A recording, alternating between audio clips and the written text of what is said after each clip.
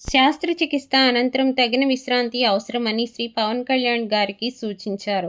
3 వారాల ఫిజియోథెరపీ ఉంటుందని వైద్యులు తెలిపారు. 6 నెలల తర్వాత రెండో భుజానికి పరీక్షలు చేస్తారు. శ్రీ పవన్ కళ్యాణ్ గారి ఆరోగ్య వివరాలను శ్రీమతి అన్నా కొణిదెల గారిని అడిగి తెలుసుకున్న గౌరవ ముఖ్యమంత్రి వర్యులు నారా చంద్రబాబు నాయుడు గారు శ్రీ పవన్ కళ్యాణ్ గారిని ముంబై ఆసుపత్రిలో పరామర్శించిన ముఖ్యమంత్రి వర్యులు అనంతరం మీడియాకు వివరాలు వెల్లడించారు. ప్రజాక్షేత్రంలోకి ఉప ముఖ్యమంత్రి శ్రీ పవన్ కళ్యాణ్ గారు నూతనోత్సాహంతో సంపూర్ణ ఆరోగ్యంతో తిరిగి వస్తారు. ఆయనకు చాలా కీలకమైన శస్త్రచికిత్స జరిగింది. 3.5 గంటల పాటు అత్యున్నత వైద్యుల బృందం విజయవంతంగా ఆపరేషన్ పూర్తి చేశారు. ఏళ్ల తరబడి ఉన్న తీవ్రమైన గాయాన్ని ఆయన ప్రజాసేవలో నిమగ్నమై నిర్లక్ష్యం చేశారు. ఇప్పుడు శస్త్రచికిత్స విజయవంతం కావడంతో ఆయన పూర్తిగా కోలుకుంటారని గౌరవ ముఖ్యమంత్రి శ్రీ నారా చంద్రబాబు నాయుడు గారు చెప్పారు. ఉప ముఖ్యమంత్రి వర్యులు జనసేన పార్టీ అధినేత శ్రీ పవన్ కళ్యాణ్ గారి కుడి భుజానికి శస్త్రచికిత్స విజయవంతంగా పూర్తి కావడంతో ముంబైలోని కోకిలాబెన్ ధీరూభాయ్ అంబానీ ఆసుపత్రిలో వైద్యుల పర్యవేక్షణలో ఉన్నారు.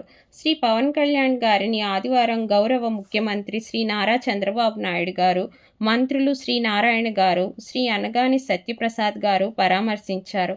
ముఖ్యమంత్రి గారు వచ్చే సమయానికి ఆసుపత్రిలోనే ఉన్న మంత్రివర్యులు, Janasena party PAC chairman Shri Nadendla Manohar garu, Rajya Sabha సభ్యులు శ్రీ లింగమనేని రమేష్ గారు శ్రీ చంద్రబాబు గారిని వైద్యుల పర్యవేక్షణలో శ్రీ పవన్ కళ్యాణ్ గారి వద్దకు తీసుకొని వెళ్లారు.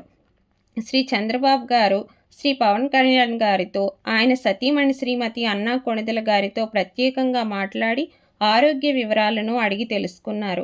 ఆరోగ్యం పట్ల జాగ్రత్త వహించాలని సూచించారు. శస్త్రచికిత్స చేసిన వైద్యులతోనూ శ్రీ చంద్రబాబు గారు మాట్లాడి వివరాలు అడిగి తెలుసుకున్నారు. అనంతరం ఆసుపత్రి వద్దనే మీడియా ప్రతినిధులతో శ్రీ చంద్రబాబు గారు మాట్లాడుతూ, ఏళ్ల తరబడి 2 భుజాలకు ఉన్న తీవ్రమైన గాయాలను ప్రజాసేవలో నిమగ్నమై శ్రీ పవన్ కళ్యాణ్ గారు పట్టించుకోలేదు. ఇప్పుడు శస్త్రచికిత్స విజయవంతం కావడంతో పూర్తిగా కోలుకుంటారని వెల్లడించారు.